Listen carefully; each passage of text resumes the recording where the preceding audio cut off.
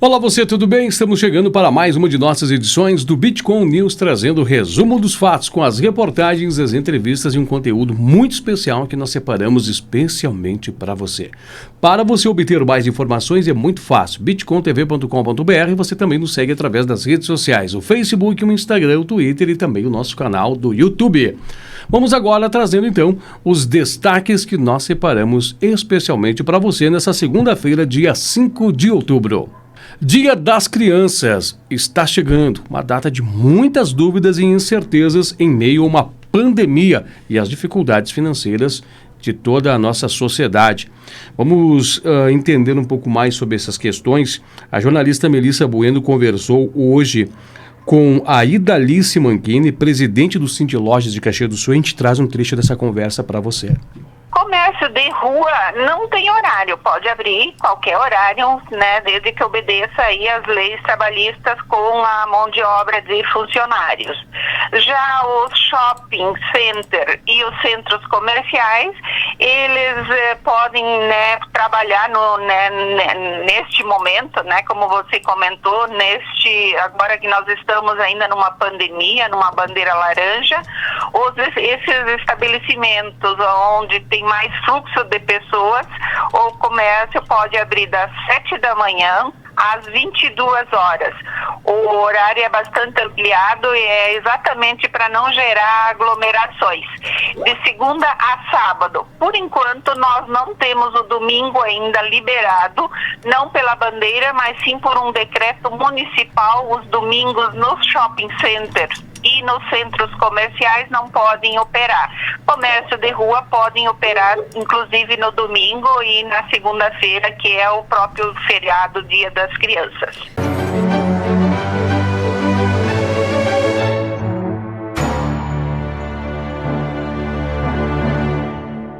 A pauta é investimentos públicos. Hoje, durante a programação do Conexão, o Cleberson Portela e o Leandro Damati conversaram com a Mônica Matia. O assunto foi as propostas que vão disputar a Consulta Popular 2020. A prioridade é o setor industrial, turístico e agropecuário. Vamos entender um pouco mais desse trecho que a gente separou para você. Desde o ano passado, quando o governo Eduardo Leite assumiu a gestão, foi realizada uma avaliação sobre a consulta popular nos 28 COREDs do Rio Grande do Sul. E todos os anos, 3 setores ou 4 áreas entravam na consulta popular. Era saúde, educação, segurança e apoio ao setor produtivo. No novo governo, houve a deliberação ou o entendimento de que saúde, educação e segurança são obrigações constitucionais do governo. Por isso, o apoio ficou exclusivamente para o setor produtivo. Por isso, então, a escolha do setor agropecuário, da indústria e dos serviços, especialmente a área do turismo, que são as 3 áreas que fomentam a economia do Coré de Serra, dos 32 municípios que estão integrando o Coré de Serra. Por isso, Portela, a importância desses 3 setores, e a diretoria executiva, juntamente com os setores representantes da sociedade civil organizada, definiram, então, pelos 3 projetos. Essas 3 áreas contemplarão projetos muito importantes. No setor agropecuário, o apoio ficou para a agricultura familiar, quando então o projeto, ou se o setor agropecuário obter o número de votos necessários, os 2 municípios com maior número de votos, proporcionalmente ao número de eleitores do município, serão os eleitos. Então, é a agricultura familiar.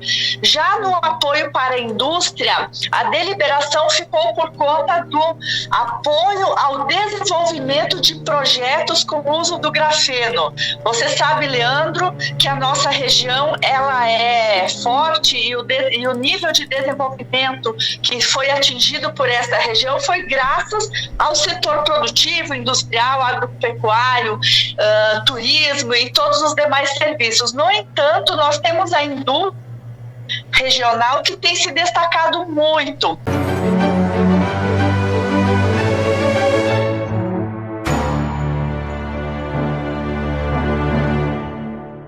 E agora é a hora dele, o coach financeiro Natanael Buogo com a sua dica financeira. Olá, sou o coach financeiro Natanael Buogo da Inteligência Aplicada e hoje vou falar sobre a sua atitude. Quando você pensa em ter uma vida financeira tranquila, organizada, o que vem na sua cabeça? Estamos em crise, pandemia, muito difícil, não vou conseguir.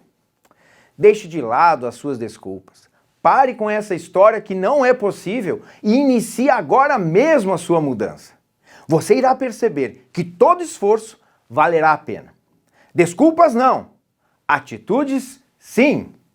A escolha é sua, mas fique tranquilo, que estou aqui para te ajudar a fazer essa mudança.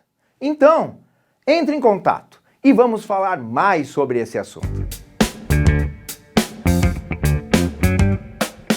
Eleições 2020 foram tema de pauta hoje do programa o Conexão da Bitcom TV.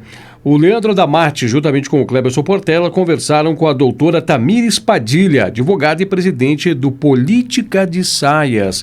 O assunto é as mulheres dentro do contexto político das eleições aqui do município de Caxias do Sul. Vamos prestar atenção também em um trecho dessa entrevista. Tem especialistas, da sociologia, da ciência política, que afirmam que essa subrepresentatividade seria reflexo de uma exclusão histórica das mulheres na política, em função de que há pouco tempo que nós podemos votar e ser votadas no Brasil, e que a gente ainda não conseguiu virar esse jogo, essa história a gente ainda não conseguiu mudar.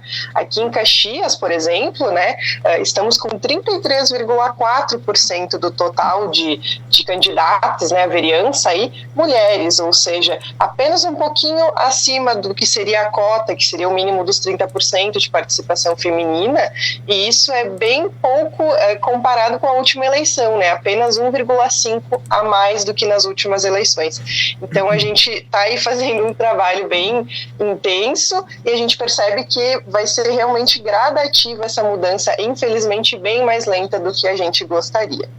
Sim, existe uma diferença, não vou te saber números assim de cabeça, mas eu sei que no Norte e no Nordeste nós temos um aumento de representatividade feminina. O Rio Grande do Norte é um dos estados com maior representatividade feminina e inclusive um dos únicos que mais teve mulheres governando o estado, pelo que eu me recordo aqui de um estudo que eu li.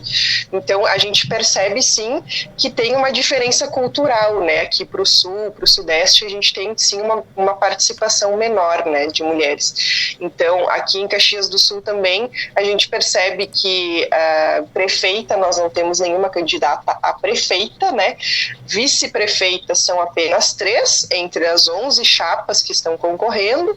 Então eu percebo inclusive que no executivo as mulheres vêm mais tímidas do que no legislativo, então tem ainda essa diferença de participação, No ano passado a gente teve 129 candidatas à vereança em Caxias e esse ano estamos com 166. Então nós esperávamos realmente ter um aumento ainda melhor, mas pelo menos é um aumento por enquanto. O que a gente percebe, é que a nossa cultura enxerga as mulheres e os homens nos espaços de poder de formas diferentes. Então, a gente até conversa com as candidatas, tenta orientá-las, quando a gente presta algum tipo de assessoria para uma candidata mulher, a gente sabe que não vai ser a mesma campanha que a gente faria para um candidato homem, porque as pessoas enxergam de outra forma, de que forma essa pessoa vai ocupar esse espaço, quais tipos de políticas públicas ela pode desenvolver, que propostas que ela vai trazer. Então a gente ainda percebe que mesmo com as cotas, a gente também tem, por exemplo, a problemática das candidaturas laranjas, que as mulheres ainda acontece de serem inscritas para cumprir um papel, um papel ali de fachada, sem receber nenhum apoio financeiro do partido, sem receber o apoio efetivo de outras formas. Então é realmente só para cumprir nominata, só para fechar número.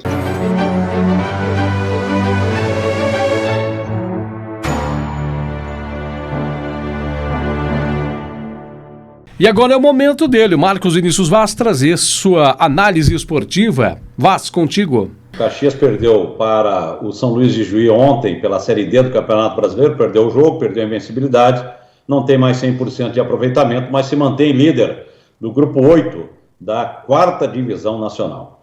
O Caxias realmente não realizou um bom jogo, aliás, no meu entendimento, na minha opinião, foi o pior jogo do Caxias, considerando o Campeonato Gaúcho, Série D, enfim, foi o pior jogo do Caxias. Mas também, por outro lado, não foi assim um jogo tão ruim do Caxias, embora o resultado de derrota para a equipe do São Luís de Juí. O primeiro tempo do Caxias foi muito ruim. E no segundo tempo, apresentando aquilo que havia apresentado no primeiro, erros pontuais defensivos e erros de acabamento nas poucas jogadas ofensivas que criou, e no segundo tempo, de novo apresentando erros pontuais defensivos, criando mais, mas também não tendo aproveitamento, o Caxias acabou sendo derrotado pelo São Luís de Juí. Então o primeiro tempo do Caxias foi muito abaixo, o segundo tempo melhorou, e quando melhorou, sofreu o segundo gol. Quando estava mais próximo de fazer o gol de empate, sofreu o segundo gol. Aí as coisas se complicaram. O Caxias tentou, seguiu intenso, seguiu buscando o jogo, né, buscando o melhor resultado, conseguiu descontar com o Marcelo Campagnolo, mas não foi o suficiente. O Caxias acabou amargando essa derrota que tira a invencibilidade do Caxias, mas que mantém a equipe grená na liderança do grupo 8 da competição.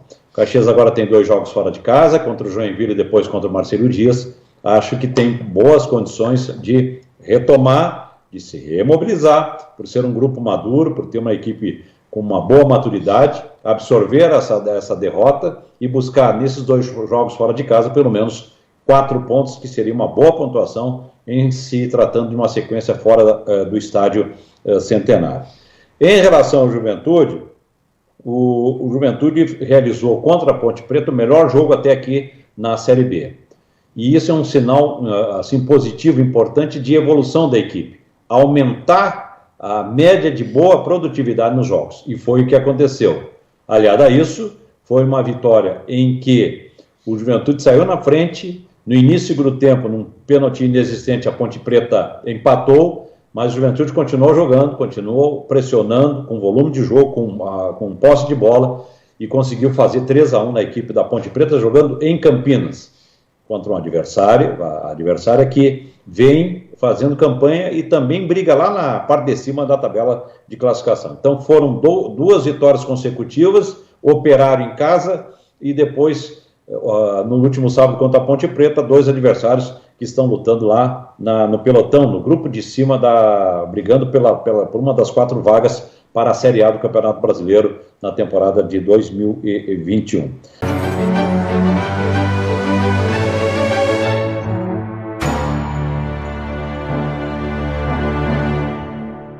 Obrigado, Marcos Vaz. E nós vamos agora com os detalhes da previsão do tempo aqui em nossa programação.